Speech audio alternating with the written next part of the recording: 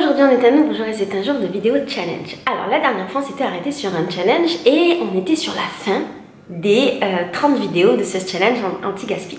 Alors si jamais tu prends cette vidéo de cours et que tu sais pas à quoi elle correspond, en fait c'est un challenge sur un mois où tous les jours pendant un mois je propose une vidéo avec un petit défi à réaliser. Et ces défis viennent de ce livre-là qui s'appelle Défi anti-gaspi. Alors l'idée du défi d'aujourd'hui c'était de désencombrer et de ranger. Alors dans les défis précédents on a désencombré la salle de bain, on a désencombré l'armoire, on a désencombré la cuisine. Et cette semaine, ce qui pourrait être intéressant, ce serait de désencombrer la maison. Chez moi, quand j'avais un chez moi, j'avais beaucoup d'affaires. Beaucoup. Et quand j'ai commencé à réfléchir au minimalisme, à comment simplifier ma vie, comment simplifier ma maison, je me suis mise à désencombrer et j'ai pris une habitude qui est quasiment tous les mois de donner des choses ou de les jeter. Je mets jeter entre guillemets parce qu'on en parlera après. Qui est de donner ou de jeter. En fait, mon idée, c'est de me dire que si vraiment je n'utilise pas un truc, je ne le garde pas.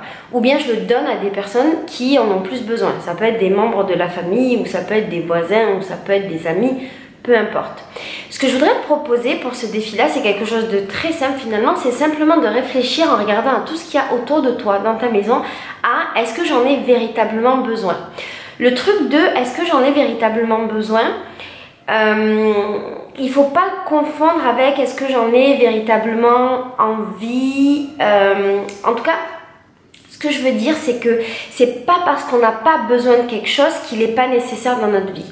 Je sais qu'il y a plein de trucs de minimalisme qui prônent le fait de n'avoir que ce dont on a nécessairement besoin dans sa vie. Moi, je suis pas tout à fait de cet avis. Je pense qu'à partir du moment où un objet nous rend heureux, nous apporte quelque chose, il a une valeur et on en a besoin, on en a envie et c'est chouette de le garder. Mais quand on n'a pas un attachement sentimental à un objet, quand il n'y a pas une raison de le garder, je trouve qu'il encombre les maisons. Et la maison, telle que je la voyais, c'était un peu comme mon cerveau. Quand il y a trop de choses à l'intérieur, j'arrive plus à réfléchir et ça me fait des barrages un peu et c'est compliqué pour moi. Et effectivement, dans ma maison, c'est un petit peu comme ça. S'il y a trop de choses, je n'arrive pas à réfléchir, j'ai pas les idées claires. Donc, comme je te disais, ce que je faisais, c'est que régulièrement, je vidais au maximum. Alors, ceux qui connaissent mes vidéos connaissent aussi ma maison parce que j'ai fait des centaines et des centaines de vidéos dedans. Et pour se dire, mais Laetitia, ta maison n'était pas désencombrée, il y avait beaucoup de choses. Il y avait beaucoup de choses dans ma maison. Mais toutes ces choses-là, elles avaient soit une utilité, soit une valeur sentimentale. Et après, quand je parle de valeur sentimentale, j'ai progressivement également enlevé de chez moi plein d'objets qui avaient une valeur sentimentale parce que j'estimais que le souvenir que ça m'apportait, eh ben, c'était pas supérieur à l'encombrement que ça m'apportait. Donc j'ai donné beaucoup de choses, mais ça ne veut pas dire que j'ai raison. Pour ce défi, ce que tu peux faire peut-être, c'est faire comme on a fait pour les vêtements, c'est-à-dire faire une pile ou décider d'un carton dans lequel tu mettrais les trucs que tu sais que vraiment t'en as pas besoin. Et peut-être un carton pour les trucs où tu sais pas. Et si tu veux pas les déplacer, bah peut-être noter sur un papier ou peut-être faire des photos, je sais pas, t'organiser pour pouvoir visualiser les trucs dont tu as vraiment plus besoin et les trucs pour lesquels peut-être. Voilà. Et après, ce qui est intéressant, c'est de savoir qu'est-ce que tu vas faire de ces choses-là dont tu n'as plus besoin.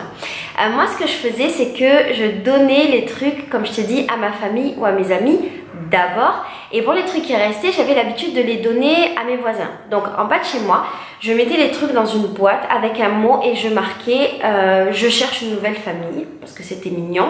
Et du coup, les gens se servaient et c'était drôle de voir qu'en genre 10 minutes, il y avait tout qui était parti. Tu peux faire ce genre de choses. Tu peux mettre proprement à côté de tes poubelles. Moi, je ne le mettais pas à côté des poubelles. Je le mettais plutôt à côté de ma boîte aux lettres parce que je trouvais ça plus sympa. Donc, tu peux mettre aussi à côté de la boîte aux lettres. Tu peux mettre dans le couloir. Tu peux mettre aussi directement dans la rue, devant ton portail. Tu peux mettre où tu veux. Ce que tu peux faire aussi, c'est donner à des associations. Il y a plein d'associations qui récupèrent les choses dont on n'a pas besoin. Donc il y a les gens qui récupèrent pour faire des vides-greniers, donc ils sont des indépendants. Il y a des associations qui récupèrent pour les vendre, comme par exemple Emmaüs. Il y a des associations qui récupèrent pour donner aux gens qui sont démunis, qui peuvent avoir besoin. Il existe aussi des applications, on en avait parlé dans une des premières vidéos sur le recyclage. Il existe aussi des applications pour pouvoir donner les choses dont on n'a pas besoin, des sites internet qui permettent aussi de proposer des trucs dont on n'a pas besoin. Moi j'ai vu des trucs qui étaient sympas aussi, c'était des voisins qui notaient sur leur boîte aux lettres les choses qu'ils avaient et qui pouvaient prêter aux autres pour que les autres n'aient pas besoin de conserver ces choses-là. Donc ça c'est plutôt le truc inverse. Et je trouvais ça sympa parce qu'en fait, finalement, il y a certains objets dont on n'a pas besoin tous les jours. Par exemple, je pense à une ponceuse, on va dire n'importe quoi, une ponceuse, on n'a pas besoin de tous les jours. Est-ce que ce serait pas sympa de se dire qu'une personne dans le voisinage ou dans la famille a une ponceuse et qu'elle la prête aux autres quand ils en ont besoin, plutôt que chacun achète des ponceuses? Ça permettrait d'avoir moins de déchets, de dépenser moins d'argent et d'accumuler moins de choses. Dans la famille de Farid, mon ancien mari, on faisait ça aussi, dans la mesure où moi j'avais plein d'appareils pour cuisiner dont j'avais pas forcément besoin tous les jours, et ben du coup je les stockais chez ma belle-mère, et comme ma belle-mère accueillait toujours toute la famille à la maison, et ben tous les trucs servaient pour tout le monde. On avait par exemple une machine à popcorn, on avait une grosse crêpière, une fontaine en chocolat, on avait tous les trucs, une gaufrière, une machine à donuts, tous les trucs qu'on avait conservés de notre mariage, et donc ils servaient pour toute la famille, et je trouvais ça vachement plus sympa. Voilà. Si jamais tu as des idées de ce qu'on peut faire aussi, des choses dont on n'a pas besoin, n'hésite surtout pas à mettre les liens, les informations directement sur le groupe Facebook lié à ce défi. Et si tu veux nous montrer aussi ce dont toi tu t'es débarrassé et comment tu as simplifié ta maison, comment tu as rendu ton espace plus fluide, n'hésite pas à nous mettre des photos d'avant et après. Je te souhaite une très très belle journée. Je suis un petit peu nostalgique parce que c'est la fin de ce défi, qui reste plus que 2 jours de défi. Je t'embrasse très très fort.